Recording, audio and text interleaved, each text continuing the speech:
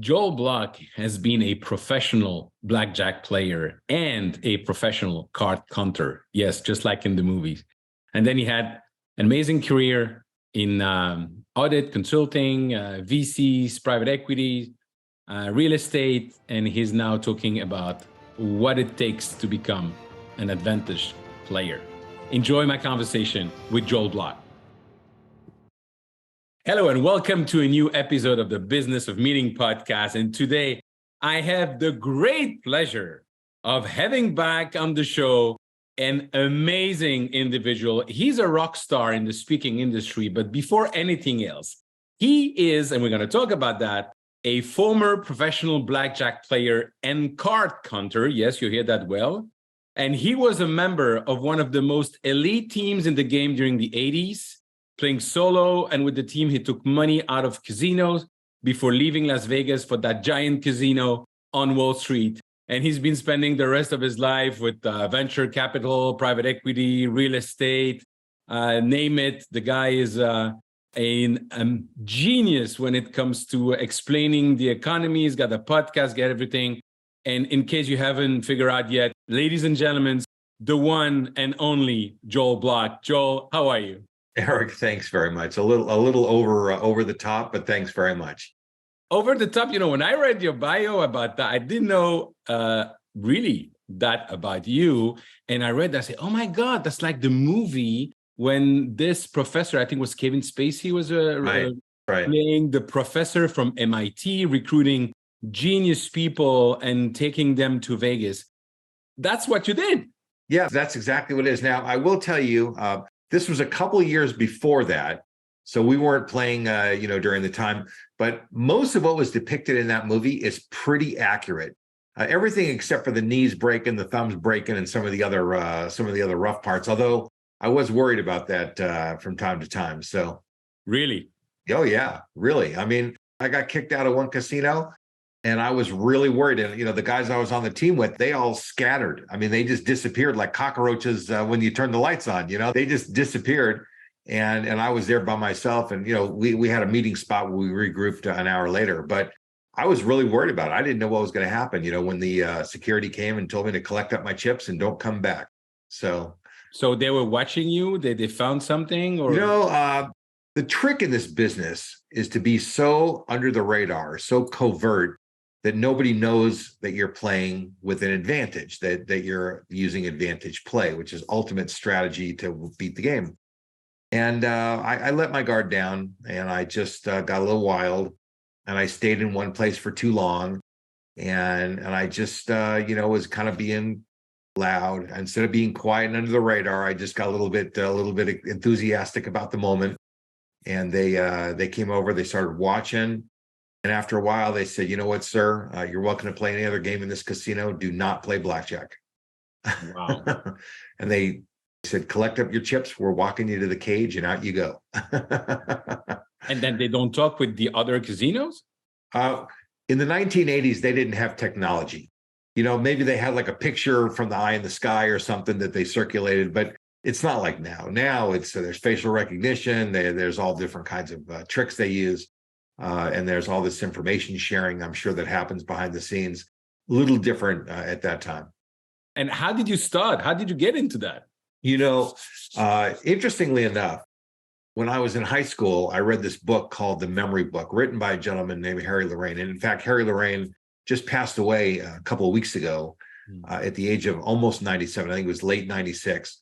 And he was a brilliant man. He was on Johnny Carson 25 times.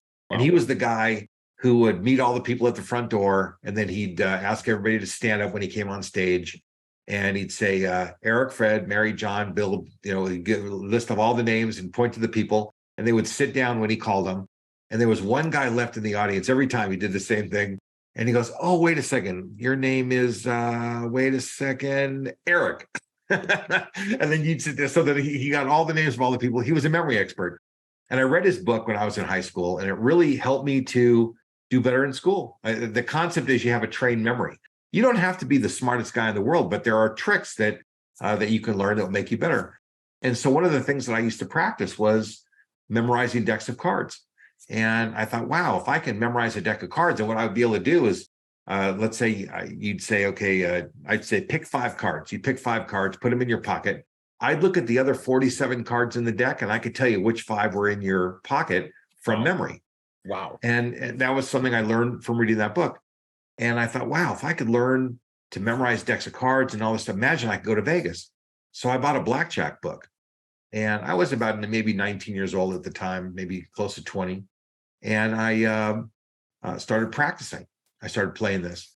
And I realized, of course, blackjack has nothing to do with memory. There's no memory involved in it at all. But here's what's interesting. At about 20 years old, my dad took me to a seminar. There was a blackjack seminar, learn how to play blackjack and beat the casinos.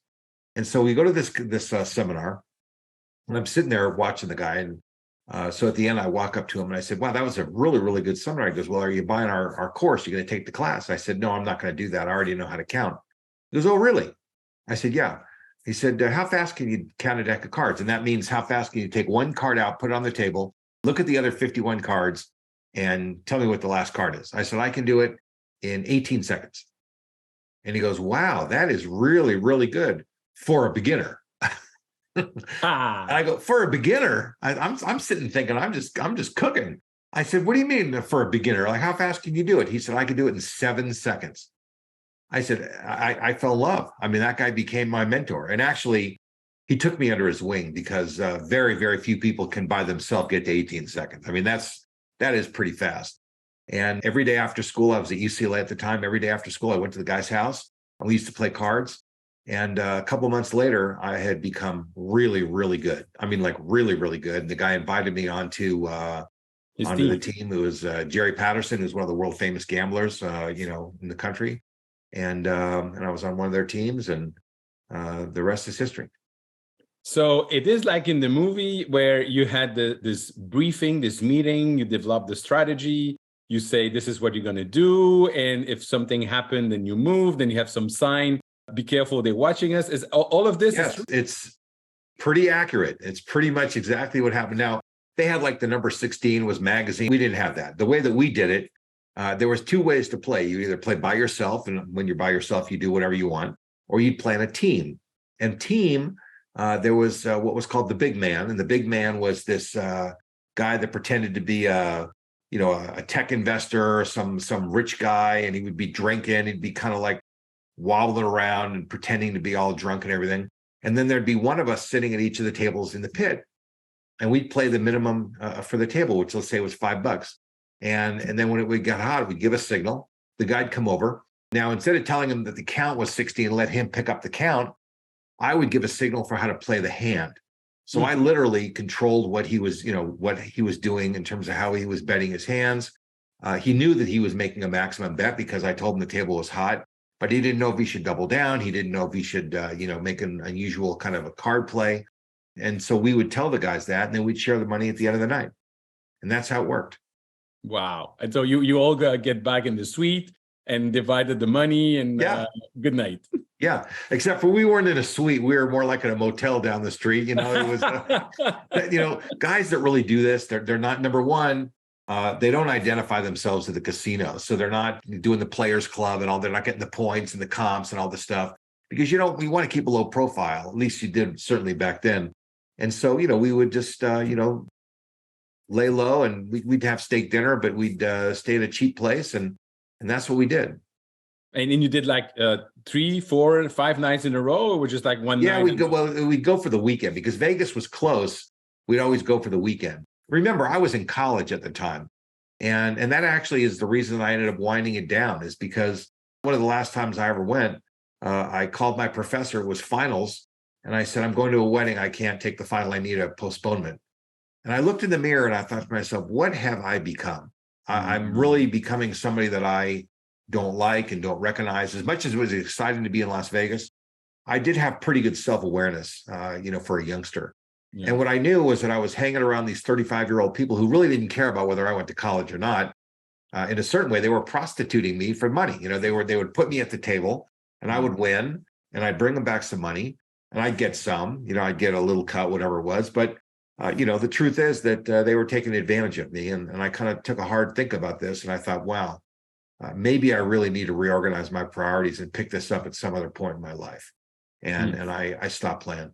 And your parents knew about it, or Yeah, they knew. They weren't happy about it, because they were worried I was going to drop out of college, which I did not. Not because of them, but because I kind of came to a realization, which they had probably hoped I would come to the similar realization. But I just had, just enough awareness that I kind of woke up to it, and that was what happened. awesome, spectacular. And Yeah, you did that for how many years? a couple of years. I played for a couple of years, and it was a great ride. We had a lot of fun, and really, I have almost not played since. I really don't touch the cards. I'm a little bit, I'm somebody who, if I start playing again, I probably get a little too into it again, Yeah. and that might not be good for me. But what I have done several times is play with somebody else where I'll stand behind them, put my hand on his shoulder, tell them what to do, tell them how to bet the money, tell them how to play. And there's a few guys that have had extra good luck because they've had somebody sitting on their shoulder. Amazing. You still see some of those people? Oh yeah. Yeah. Well, no, not the card players anymore. It's kind of a long time. No, not those people. I sure don't. But I've taught a lot of other people how to play and brought a lot of other people into the game. So the day you were kicked out of the casino, when they are escorting you, what's going on in your mind? Are you afraid that they're going to kick you, or that? Yeah. I was afraid they were going to break my knees. I didn't know what was going to happen. I mean, you see movies, you read stories. They actually were quite professional, and they just said, your business isn't welcome here.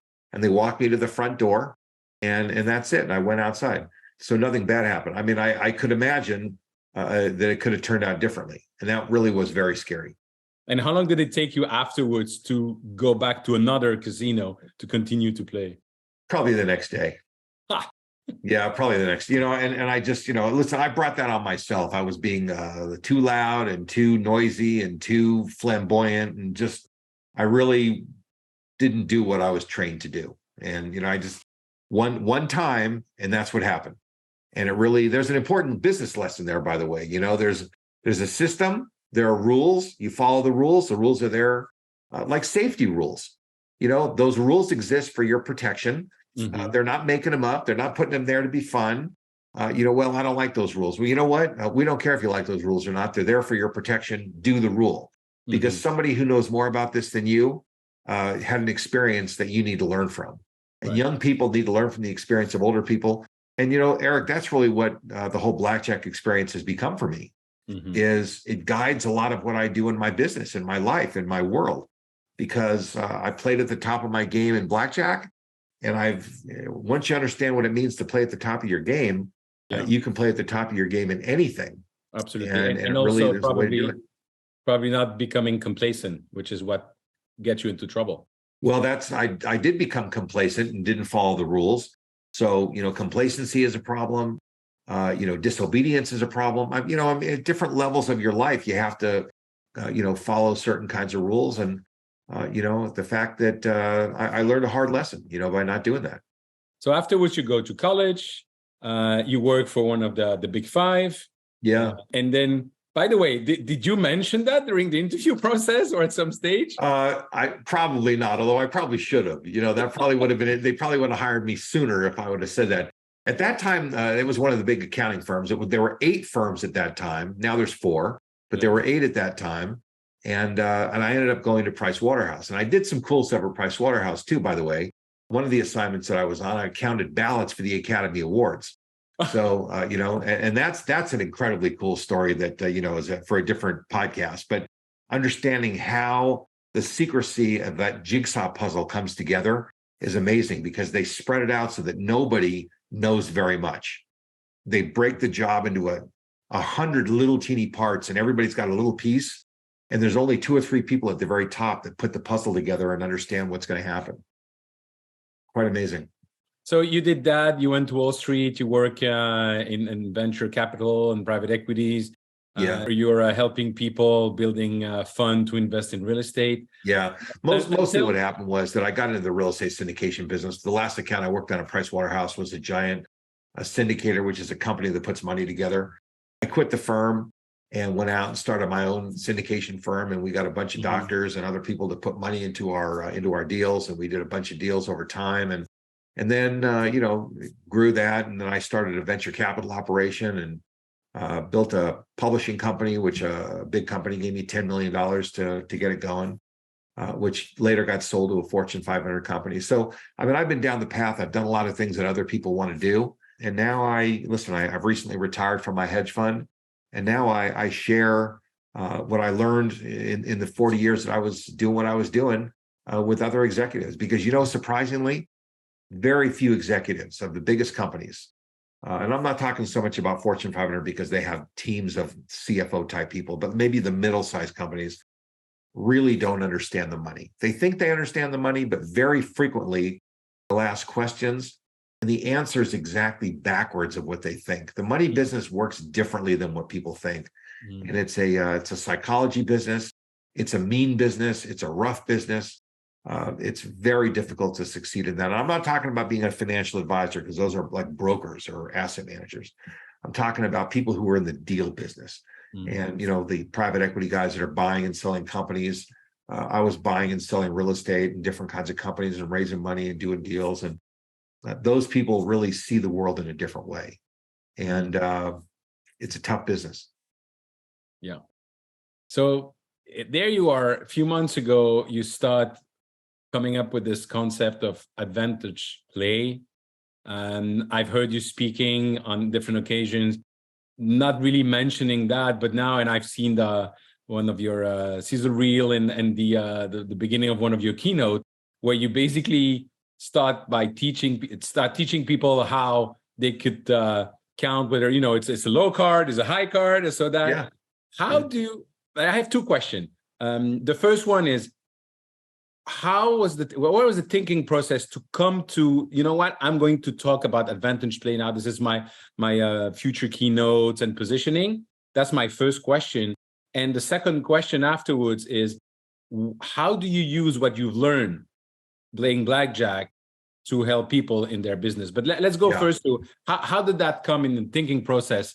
Having been in the venture capital and the hedge fund business, I mean, being deep in the money business, I understand money better than most other people in the whole world. I mean, there's a very small percentage of people that really are deep in that business like I was.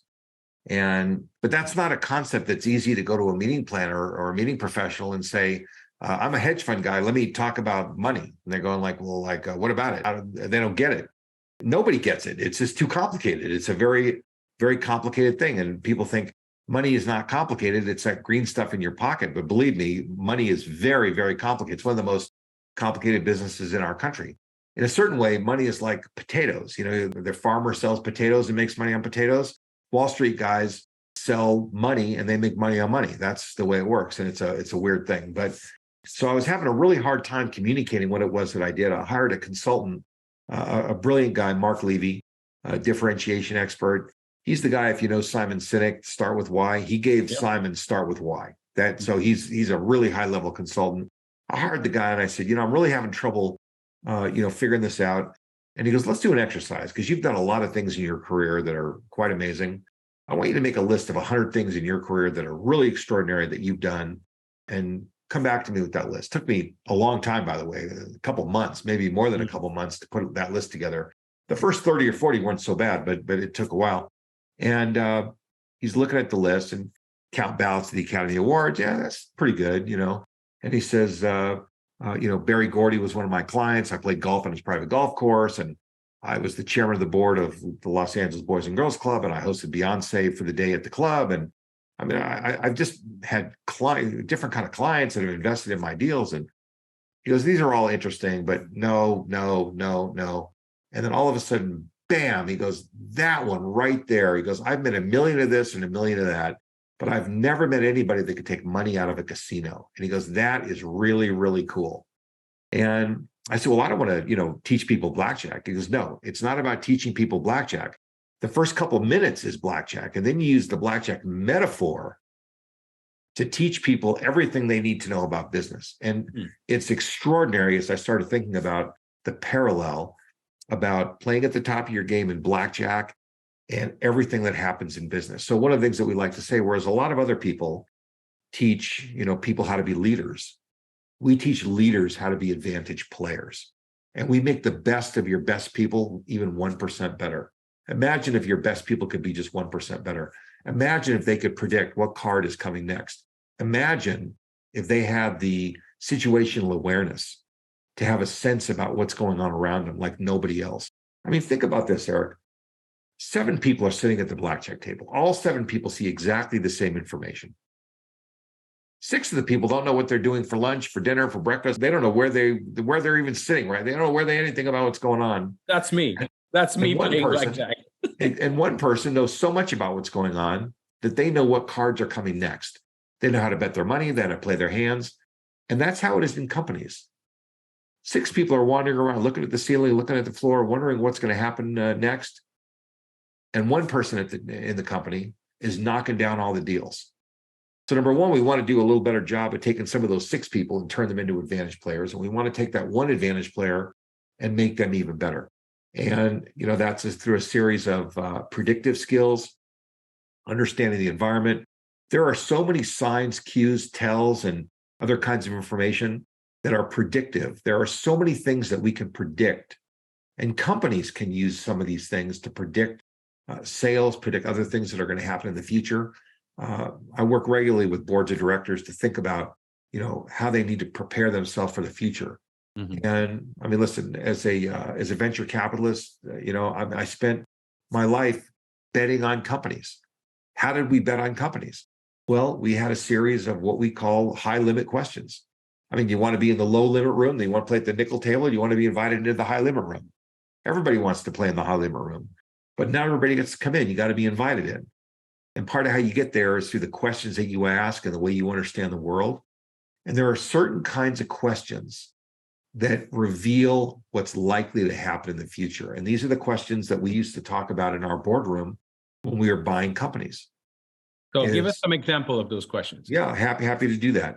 So the first question, the acronym is SWIT, SWIT, and that stands for, so what's the impact of that? Anytime somebody gives me a fact, any kind of fact, for example, I was recently with a bunch of farmers, and they said, Joel, it's raining so much in California. This is unbelievable. I said, is it worse than the drought? Yeah, it's worse than the drought. So what's the impact of that? SWIT. They go, well, we start talking about the impact and different things that might happen. And they'd say another fact, it's the most rain ever. Trees are falling down. So what's the impact of that? The impact ends up being that they're likely to start seeing more foreclosures on farms than they have in the last 20 or 30 years. Because a lot of what they produce literally has been killed by all the rain in California. And so I said, so question number 2, who wins and who loses?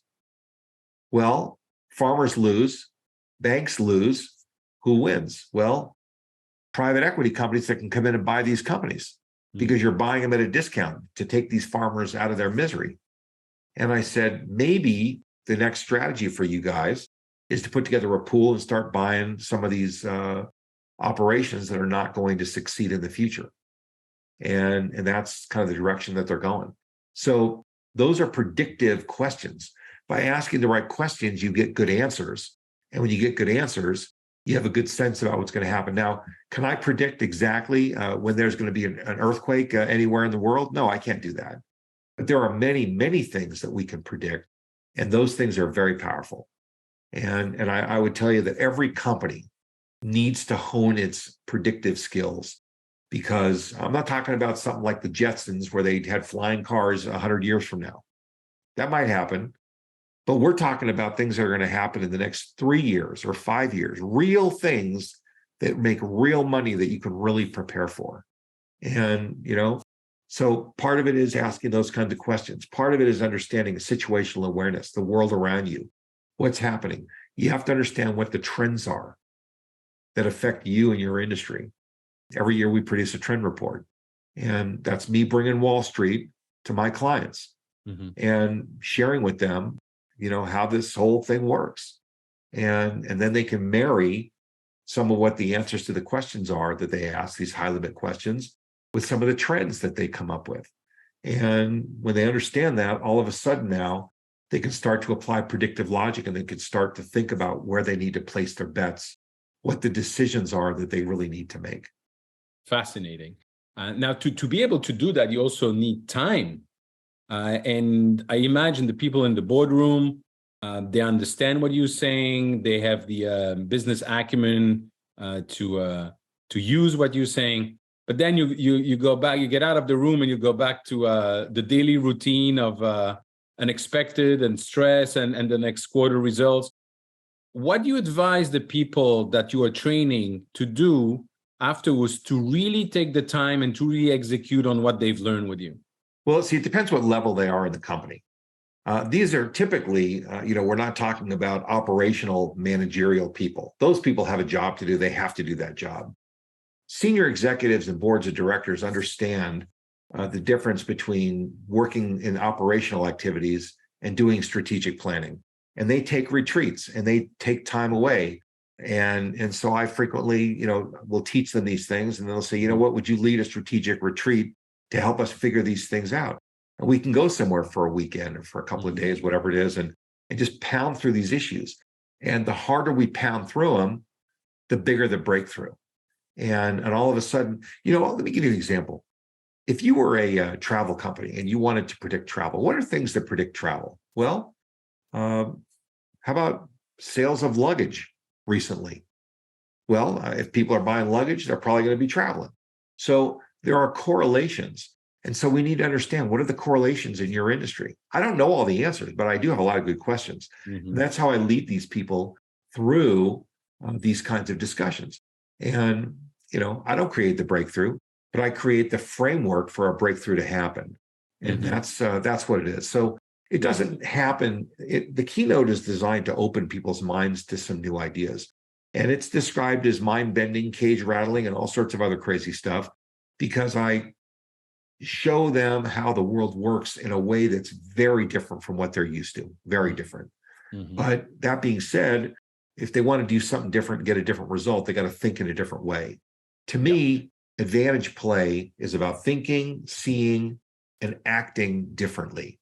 You have to think in a different way. You have to see or notice things other people don't see or notice, and you got to act in a different way. And those things together are really what make you an advantage player. You want to be 1% better, maybe more, then we have to change the way you think, see, and act. And if we can do that, and that needs to happen at every level of your organization, but it needs to be driven by the people at the top. And that's why we've recently started the Advantage Player Institute, where we're credentialing people in these techniques. We're teaching them advantage plays, and we've got 100 different advantage plays strategies that I've used through my career, and we're sharing them. And I'll tell you, Eric, it's not for the faint of heart. This is really, it's aggressive, it's ambitious. There's some Sun Tzu involved in this. Some of this, it's art is warfare, the whole thing, and business is warfare. And if you want an unfair competitive advantage, there are some things that you have to do. They have to be legal, but they have to be smart. And this is about being smart, outfoxing, outrunning, outgunning, and outmaneuvering your opponents. And that's what advantage play is all about. I love it.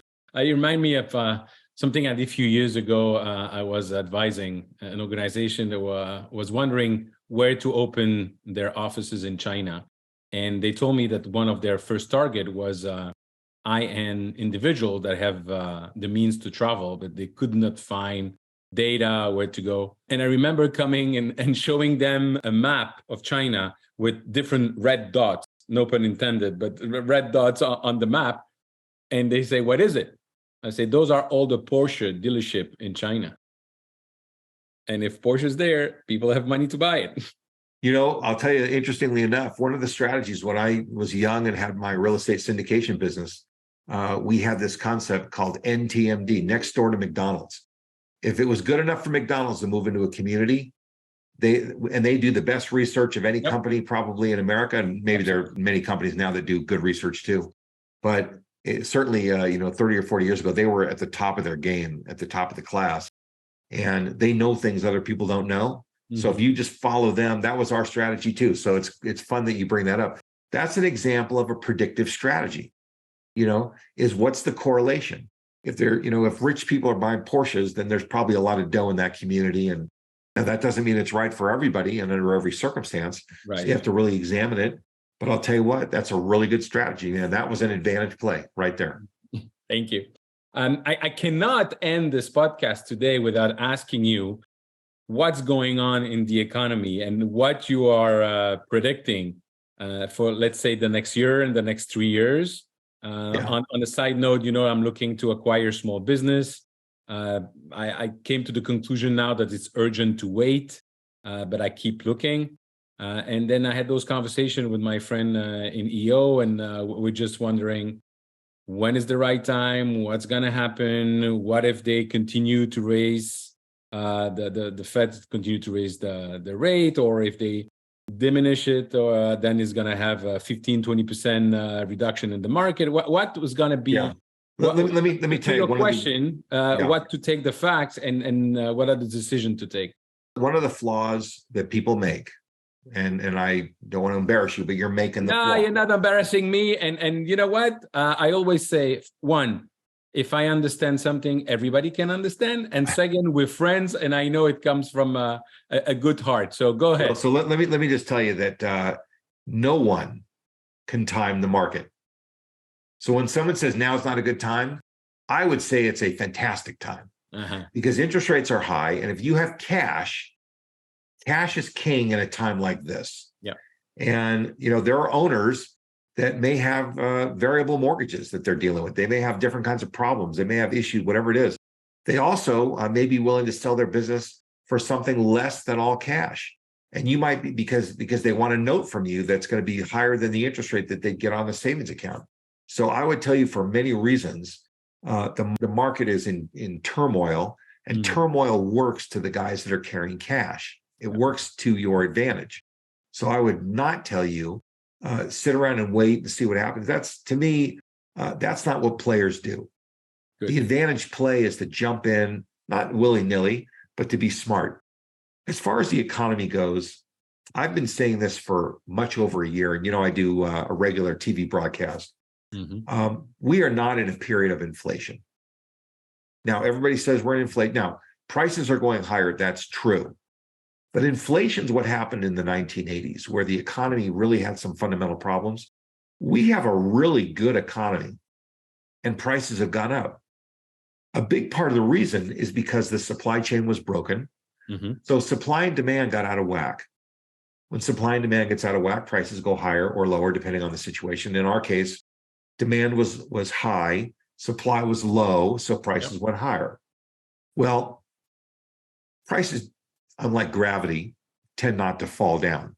They just don't go back down.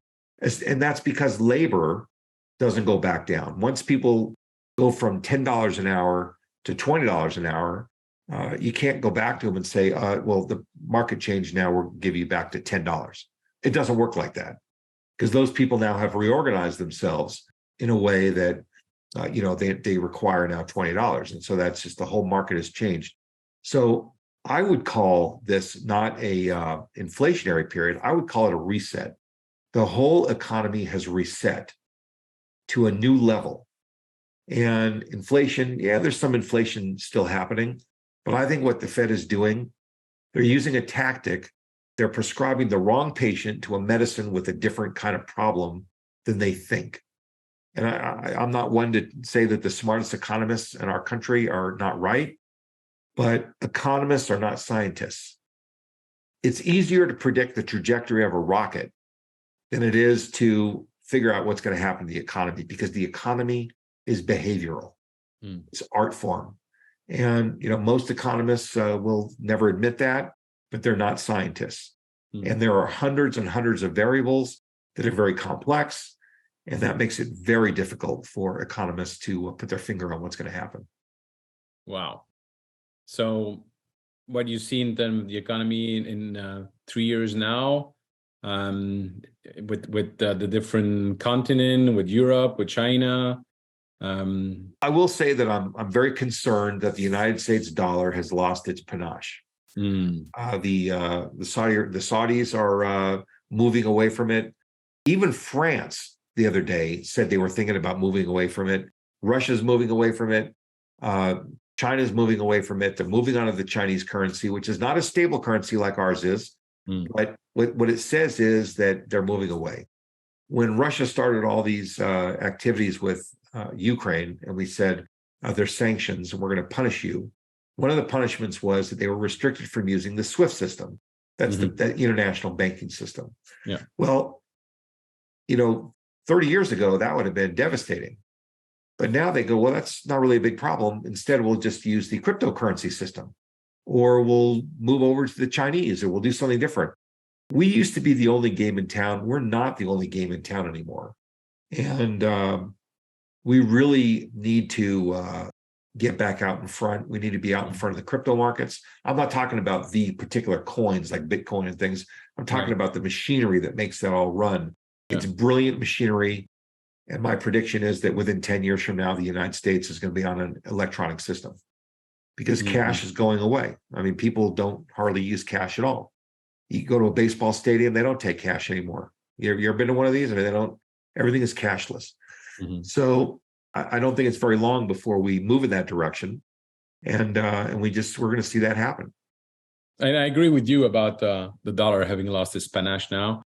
But I look at Russia and China and Brazil willing to start a currency together. How do you see that happening for a country like Brazil, which has an inflation through the roof? Well, those 7 countries that want to put that deal together, they have a pretty giant gross domestic product, which is the base of their economy. And one of them may not have a great economy by itself, but you put them all together. They don't have the same safeguards that the United States has, and there may be some problems, but they have manipulation. And so they make it appear like everything is going okay. China manipulates its currency, but so far we're not seeing a lot of fallout from it.